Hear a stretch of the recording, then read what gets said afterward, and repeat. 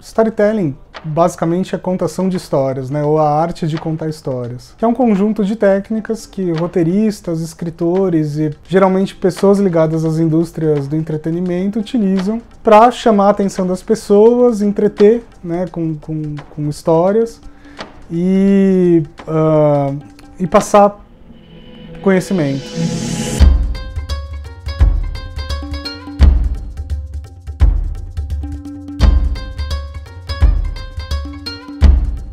As Mil e Uma Noites, no fundo, é uma história sobre o poder das histórias, né? Para quem não sabe, basicamente a história é sobre um sultão, né? Que sofreu na mão das mulheres, foi traído e tudo mais.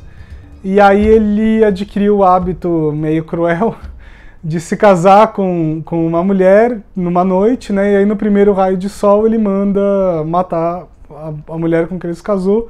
E no dia seguinte a mesma coisa e no outro dia a mesma coisa, né? Como uma forma de vingança. Até que a Sherazade, né, que é a personagem principal, passa pelo... entra no caminho dele, né? E aí a Sherazade tem uma ideia para fazer ele mudar de ideia, né? Para amolecer o coração do sultão. Então toda noite ela começa contando histórias, né? Para você não. Ela começa contando histórias para o sultão. E aí ela faz de um jeito que no primeiro raio de sol ela deixa a história naquele ponto geralmente mais crítico, né? Naquele ponto que você precisa saber o que vai acontecer.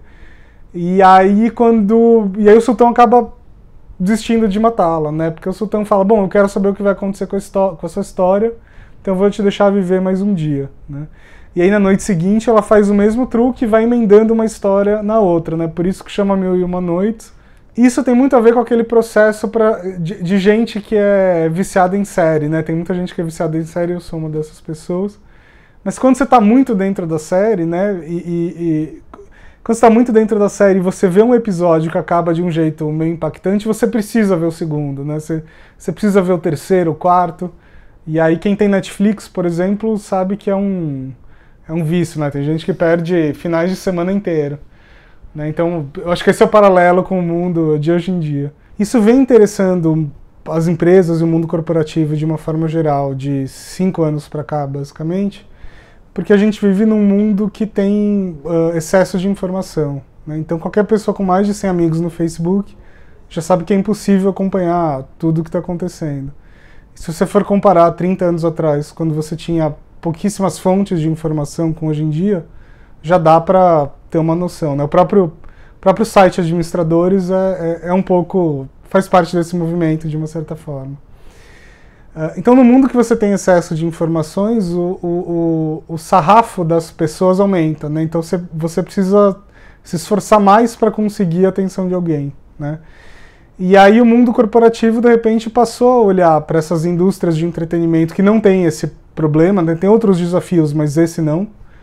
Afinal, hoje em dia, a sala de cinema talvez seja o único lugar em que você consiga ficar 2 horas sem olhar no celular, né? Não todo mundo, tem gente que olha e é desagradável, mas tudo bem, a maioria consegue ainda fazer isso. Então, o que será, né, que esses caras, que esses roteiristas, que esses diretores usam, né? O que será que eles fazem de diferente das empresas para conseguir alguém ficar olhando para uma tela e absorvendo uma história durante 2 horas, né? Nasceu entre 30 e 100 mil anos atrás, que é quando a comunidade científica estima que nasceu a linguagem humana, né? Quer dizer, a ciência não sabe muita coisa também, porque entre 30 e 100 mil anos é muito tempo, mas de qualquer maneira é por aí.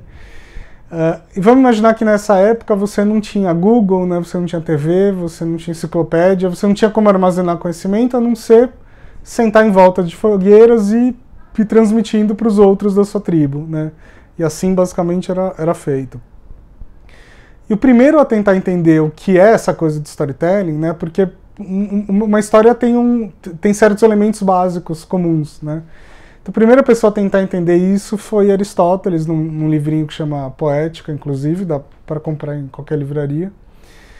E, de uma forma muito geral, né, tentando resumir o máximo aqui, História é sempre um personagem, né, enfrentando uma série de obstáculos em busca de satisfazer um desejo ou de cumprir um objetivo, né?